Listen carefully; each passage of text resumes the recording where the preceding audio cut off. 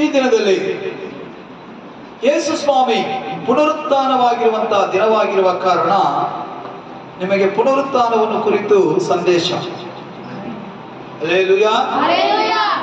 ಯೇಸು ಸ್ವಾಮಿ ಇವತ್ತಿನ ಸಂದೇಶದ ಪೀಠಿಕೆ ನಾನೇ ಪುನರುತ್ಥಾನವೂ ಜೀವವೂ ಆಗಿದ್ದೇನೆಂಬುದಾಗಿ ಹೇಳುವಂತ ಯೇಸು ಸ್ವಾಮಿ ನಮಗಾಗಿ ಯಾವ ರೀತಿ ಪುನರುತ್ಥಾನವಾದರು ಎಂಬುದನ್ನು ಕುರಿತು ಈ ದಿನ ದೇವರ ಸಂದೇಶದಲ್ಲಿ ನಾವು ಕಲಿತುಕೊಳ್ಳೋಣ. ಕರ್ತನು ನೋಡ್ರಿ 25ನೇ ವಾಕ್ಯ ಓದಿ. ಯೇಸು ಅವளை நோக்கி யாரை? மார்த்தாளை நோக்கி நானே உயிர்த்தெழுதலு ஜீவனமாயிருக்கிறேன், என்னை விசுவாசிக்கிறவர் மரித்தாலும் பிழைப்பான். அல்லேலூயா, அல்லೇಲೂಯಾ. ಕನ್ನಡದಲ್ಲಿ ಓದಿ ವಾಕ್ಯನ. ನಾನೇ ಪುನರುತ್ಥಾನವೂ ಜೀವವೂ ಆಗಿದ್ದೇನೆ. ಯೇಸು ಆಕೆಗೆ ನಾನೇ ಪುನರುತ್ಥಾನವೂ ಜೀವವೂ ಆಗಿದ್ದೇನೆ. ನನ್ನನ್ನು ನಂಬುವವನು ಸತ್ತರೂ ಬದುಕುವನು. ನನ್ನನ್ನು ನಂಬುವವನು ಎಲ್ಲ ಹೇಳೋಣ. ಸತ್ತರು ಬದುಕುವವನು. ಹಲ್ಲೆಲೂಯಾ. 1 ಥೆಸಲೋನಿಕ 4ನೇ ಅಧ್ಯಾಯ 13, 14, 15 ವಾಕ್ಯ ನೋಡ್ರಿ. 1 ಥೆಸಲೋನಿಕ 4ನೇ ಅಧ್ಯಾಯ 13ನೇ ವಾಕ್ಯ. ಸಹೋದರರೇ, ನಿದ್ರೆ ಹೋಗುವವರ ಗತಿ ಏನೆಂದು ನೀವು ತಿಳಿಯದೇ ಇದ್ದು ನಿರೀಕ್ಷೆ ಇಲ್ಲದವರಾದ ಇತರರಂತೆ ನೀವು ದುಃಖಿಸುವುದು ನಮ್ಮ ಮನಸ್ಸಿಗೆ ಒಪ್ಪುವುದಿಲ್ಲ. ಯೇಸು ಸತ್ತು ಜೀವಂತನಾಗಿ ಚೆನ್ನಾಗಿ ಗಮನಿಸಿರಿ. ಯೇಸು ಸತ್ತು ಜೀವಂತನಾಗಿ ಎದ್ದನೆಂದು ನಾವು ನಂಬಿದ ಮೇಲೆ ಅದರಂತೆ ಯೇಸುವಿನೊಳಗೆ ಇದ್ದು ನಿದ್ರೆ ಹೋಗುವವರನ್ನು ದೇವರು ಆತನೊಡನೆ ಕರೆದುಕೊಂಡು ಬರುತ್ತಾನೆಂದು ನಂಬಬೇಕಲ್ಲವೇ? ಪುನರುತ್ಥಾನವಾದಂತ ಯೇಸು ಅವರು ಬರುವಾಗ ಕರ್ತನೊಳಗೆ ನಿದ್ರೆ ಹೊಂದಿದವರನ್ನು ಆತನು ಬರುವಾಗ ಅವರೊಟ್ಟಿಗೆ ಕರೆದು ಬರುವರು ಎಂಬುದನ್ನು ನಾವು ನಂಬಬೇಕಲ್ಲವೇ? ಹಾಗಾದ್ರೆ ದೇವರೊಳಗೆ ನಿದ್ರೆ ಹೊಂದಿದವರಿಗೂ ಕೂಡ ಪುನರುತ್ಥಾನ ಇದೆ. ಯೇಸು ಸ್ವಾಮಿ ಬರುವಾಗ ಸಮಾಧಿಗಳು ಒಡೆಯಲ್ಪಟ್ಟು ಆತನು ದೇವದೂತರೊಂದಿಗೆ ಬರುವಾಗ ನಾವು ಕೂಡ ಆತನೊಂದಿಗೆ ಒಯ್ಯಲ್ಪಡುವವರಾಗಿ ಹೊಸ ಕಾರ್ಯದಲ್ಲಿ ನಮ್ಮ ದೇವರೊಟ್ಟಿಗೆ ನಿತ್ಯ ಜೀವಕ್ಕೆ ಹೋಗುವುದಕ್ಕೆ ದೇವರು ನಮ್ಮನ್ನು ಕೂಡ ಕರೆದುಕೊಂಡು ಹೋಗುವಂತಹ ದೇವರಾಗಿದ್ದಾರೆ. ನೋಡಿ, ಈ ಸಂಗತಿ ನಿಮ್ಗೆ ಎಲ್ಲರಿಗೂ ಗೊತ್ತಾಗಿರುವಂತಹ ಒಂದು ಸಂಗತಿ. ನಾವು 21ನೇ ವಾಕ್ಯದಲ್ಲಿ ನೋಡುವಾಗ ಮಾತಾಡಲು ಯೇಸು ಸ್ವಾಮಿಯನ್ನು ನೋಡಿ ಹೇಳಿದಂತ ಮಾತು, ಯೇಸುವೆ, ಒಂದು ವೇಳೆ ನೀವು ಇಲ್ಲೇ ನಮ್ಮ ಗ್ರಾಮದಲ್ಲೇ ನಮ್ಮ ಊರಿನಲ್ಲೇ ನೀವು ಇರುವುದೇ ಆದರೆ ನನ್ನ ತಮ್ಮನಾದಂತ ಲಾಜರನು ಸಾಯುತ್ತಿರಲಿಲ್ಲ. ಲಾಜರನು ಸತ್ತು ಹೋಗಿದ್ದಾನೆ. ಅವನನ್ನು ಸಮಾಧಿಯಲ್ಲಿ ಹಾಕಿ ಮುಚ್ಚಿದ್ದಾರೆ. ಯೇಸು ಸ್ವಾಮಿ ದೂರ ಪ್ರದೇಶದಲ್ಲಿ ಸೇವೆಯಲ್ಲಿದ್ದಾರೆ. ಈಗ ಯೇಸು ಸ್ವಾಮಿಗೆ ಒಂದು ಸಂದೇಶ ಹೋಗುತ್ತೆ. ನೀನು ಪ್ರೀತಿಸಿದಂತ ಕುಟುಂಬದಲ್ಲಿ ಲಾಜರು ಈಗ ತೀರಿ ಹೋಗಿದ್ದಾನೆ. ಮಾತಳು ಮರಿಯಳು ವೇಗವಾಗಿ ವೇಗವಾಗಿ ನಿಮ್ಮನ್ನು ಬರುವುದಕ್ಕೆ ಹೇಳ್ತಾ ಇದ್ದಾರೆ. ಯೇಸುವೆ ನೀವು ವೇಗವಾಗಿ ಬನ್ನಿ ಎಂಬುದಾಗಿ ಸಂದೇಶ ಹೋಗುವಾಗ ಯೇಸುಸ್ವಾಮಿ ಈ ಸಂದೇಶವನ್ನು ಕೇಳಿದ ನಂತರವೂ 3 ದಿನಗಳ ಕಾಲ ನಿಧಾನವಾಗಿ ಅವರು ಆ ಒಂದು ಗ್ರಾಮಕ್ಕೆ ಬರ್ತಾ ಇದ್ದಾರೆ. ಹಲ್ಲೆಲೂಯಾ. ಈಗ ನೋಡ್ರಿ, 3 ದಿನ ಆದ ಮೇಲೆ ಬಂದಂತ ಯೇಸುವನ್ನು ನೋಡಿ ಮಾತಾಡಲು ಹೇಳ್ತಾ ಇದ್ದಾಳೆ, ಯೇಸುವೆ ನೀವು ಇದೇ ಗ್ರಾಮದಲ್ಲಿ ನಮ್ಮ ಊರಿನಲ್ಲೇ ನೀವು ಇದ್ದಿದ್ದರೆ ನನ್ನ ತಮ್ಮನು ಸಾಯುತ್ತಿರಲಿಲ್ಲ. ಆಮೆನ್. ಹಲ್ಲೆಲೂಯಾ. ಯಾರಿಗೆ ಪುನರುತ್ಥಾನ? ಈಗ ಲಾಜರನಿಗೂ ಪುನರುತ್ಥಾನದ ಕಾರ್ಯ ನಡೆದಿದೆ. ಸತ್ತ ಲಾಜರನು ಜೀವಂತವಾಗಿ ಎದ್ದಿದ್ದಾನೆ. ಯೇಸು ಸ್ವಾಮಿ ಮಾತಾಡಲು ನೋಡಿ ಹೇಳ್ತಾ ಇದ್ದಾರೆ, ಮಾತಾಡಲೇ ನೀನು ಅಳಬೇಡ, ನೀನು ಯಾವುದನ್ನು ಬೇಡಿಕೊಳ್ಳುತ್ತೀಯೋ ಅದನ್ನು ದೇವರು ಕೊಡ್ತಾರೆ, ನೀನು ಒಪ್ಪಿಕೊಳ್ಳುವೆ ಎಂಬುದಾಗಿ ಮಾತಾಡಲಿಗೆ ಯೇಸು ಹೇಳುವಾಗ ಈಗ ಮಾತಾಡಲು ಹೇಳ್ತಾ ಇದ್ದಾಳೆ, ದೇವರೇ ನನ್ನ ತಮ್ಮ ಜೀವಂತವಾಗಿ ಬರಬೇಕು. ಯೇಸು ಸ್ವಾಮಿ ಹೇಳ್ತಾ ಇದ್ದಾರೆ, ನನ್ನ ತಮ್ಮ ಜೀವಂತವಾಗಿ ಬರ್ತಾನೆ. ಹಲ್ಲೆಲೂಯಾ. ಈಗ ಮಾತಾಡಲು ಹೇಳ್ತಾ ಇದ್ದಾರೆ, ಯಾವ ರೀತಿ ನಾನು ನಂಬೋದು? ಸತ್ತವರು ಯಾವ ರೀತಿ ಜೀವಂತವಾಗಿ ಮತ್ತೆ ಬರುವುದಕ್ಕೆ ಸಾಧ್ಯ? ಸತ್ತಂತ ನನ್ನ ತಮ್ಮನಾದಂತ ಲಾಜರನು ಮತ್ತೆ ಅವನು ಯಾವ ರೀತಿ ಬರುವುದಕ್ಕೆ ಸಾಧ್ಯ?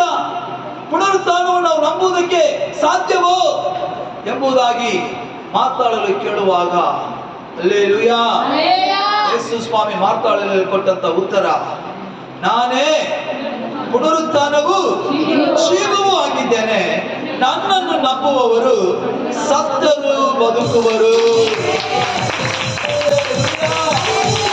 ಯೇಸು ಸ್ವಾಮಿ ಇನ್ನು ಸತ್ತಿಲ್ಲ, ಇನ್ನು ಪುನರುತ್ಥಾನವಾಗಿಲ್ಲ. ಅದಕ್ಕೆ ಮುಂಚಿತವಾಗಿ ಅವರನ್ನು ಕುರಿತು ಅವರು ಹೇಳುವಂತ ಮಾತು, ನಾನು ಸತ್ತ ಮೇಲೆ 3ನೇ ದಿನದಲ್ಲಿ ಪುನರುತ್ಥಾನವಾಗಿ ಎದ್ದೇಳುವುದಕ್ಕೆ ನಾನು ಶಕ್ತನು, ನನ್ನ ತಂದೆಯಾದ ದೇವರು ನನ್ನನ್ನು ಎಬ್ಬಿಸುವರು. ಅದೇ ರೀತಿಯಲ್ಲಿ ನೀನು ನಂಬುವುದೇ ಆದರೆ ಸತ್ತಂತ ನಿನ್ನ ತಮ್ಮನಾದಂತ ಲಾಜರನು ಮತ್ತೆ ಜೀವಂತವಾಗಿ ಬರ್ತಾನೆ. ಹಲ್ಲೆಲೂಯಾ. ಅವನು ಹೇಳ್ತಿದ್ದಾನೆ ನೋಡಿ, ಯೇಸು ಹೇಳುವಂತ ಮಾತು, ಓದಪ್ಪ ವಾಕ್ಯನ 25. ನಾನೇ ಉಯಿರ್ತೆழுதಲು ஜீவனமாயிருக்கிறேன். பாருங்க, நானே உயிர்த்தெழுதலும் ஜீவனமாயிருக்கிறேன். கர்த்தர் யாரா இருக்கிறாரா? வாயை திறந்து சத்தமா அறிக்கை செய்யுங்க, யாரா இருக்கிறாரு? அல்லேலூயா, அல்லேலூயா, அல்லேலூயா. கர்த்தர் ஜீவனமாயிருக்கிறார். உயிர்த்தெழுதல் அவர்தான், ஜீவனும் அவர்தான். ஏன் ஆண்டவர் நமக்காக இந்த உலகத்துக்கு வர வேண்டும்? ಯಾಕೆ ದೇವರು ನಮಗೋಸ್ಕರ ಈ ಲೋಕಕ್ಕೆ ಬರಬೇಕು? ಯೇಸು ಸ್ವಾಮಿ ಪಾಡು ಎಂಬುದಾಗಿ ಹೇಳುವಾಗ, ಯೇಸು ಸ್ವಾಮಿಯ ಮರಣ ಎಂಬುದಾಗಿ ಹೇಳುವಾಗ, ಯೇಸು ಸ್ವಾಮಿ ನಮಗೆ ಪಟ್ಟಂತ ಅವಮಾನ ಎಂಬುದಾಗಿ ಹೇಳುವಾಗ, ಇದೆಲ್ಲ ಯಾರಿಗಾಗಿ ಮಾಡಿದಂತ ಕಾರ್ಯ? ಯಾರಿಗಾಗಿ? ನಮಗಾಗಿ. ಇಲ್ಲಿ ನೋಡಿ, ಆದಿಕಾಂಡ 6ನೇ ಅಧ್ಯಾಯ 6ನೇ ವಾಕ್ಯದಲ್ಲಿ ಮನುಷ್ಯನು ಆತನ ಕೆಟ್ಟತನ ಭೂಮಿಯ ಮೇಲೆ ಅಧಿಕವಾಗಿರುವ ಕಾರಣ ನಾನು ಆತನನ್ನು ಈ ಭೂಮಿಯ ಮೇಲೆ ಯಾಕೆ ಸೃಷ್ಟಿ ಮಾಡಿದನು ಎಂಬುದಾಗಿ ಆತನು ಪಶ್ಚಾತ್ತಾಪ ಪಟ್ಟನು. Hallelujah, hallelujah. ಆತನು ಪಶ್ಚಾತ್ತಾಪ ಪಟ್ಟ ಕಾರಣ ದೇವರು ಕೊಟ್ಟಂತ ಮಹಿಮೆಯನ್ನು ನಾವು ಕಳೆದುಕೊಂಡಿದ್ದೇವೆ. ದೇವರ ವಾಕ್ಯ ಇರುತ್ತದೆ, ಎಲ್ಲರೂ ಪಾಪ ಮಾಡಿ ದೇವರ ಮಹಿಮೆಯನ್ನ ಕಳೆದುಕೊಂಡವರಾಗಿದ್ದರು. ಹಲ್ಲೆಲೂಯಾ. ಪಾಪದ ಸಂಬಳ, ಪಾಪದ ಸಂಬಳ.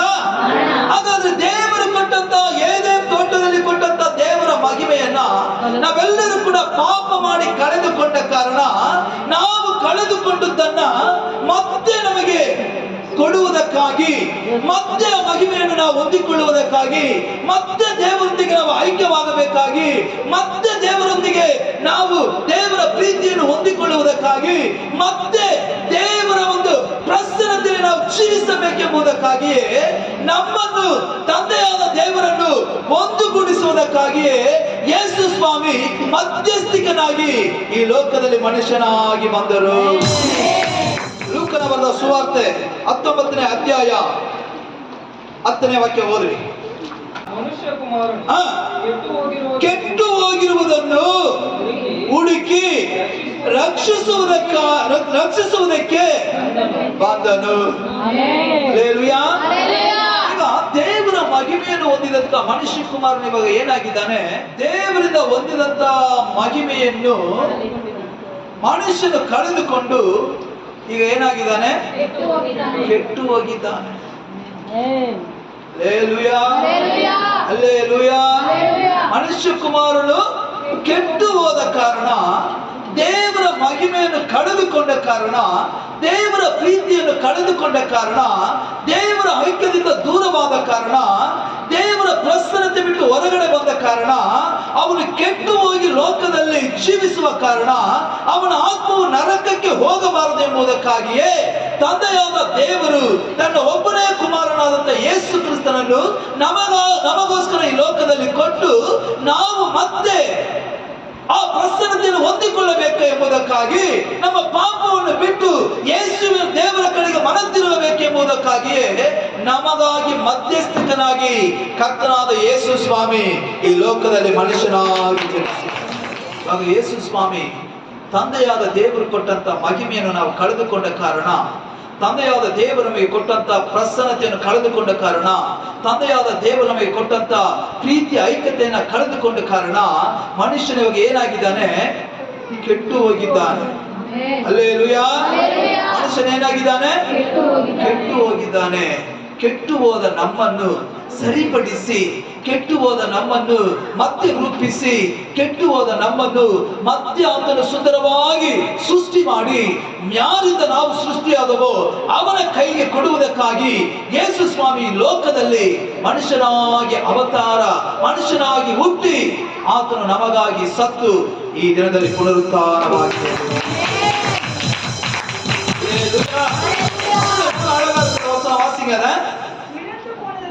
இழந்து போனத நாம இழந்து போன பிரசன்னத்தை தேடவும், நம்மை ரட்சிக்கவும் ಮನುಷ್ಯಕುಮಾರ இந்த ಉಲಗಕ್ಕೆ ಬಂದ ನಮ್ಮನ್ನು ರಕ್ಷಿಸುವುದಕ್ಕಾಗಿ ದೇವರು ಈ ಲೋಕಕ್ಕೆ ಬಂದರು.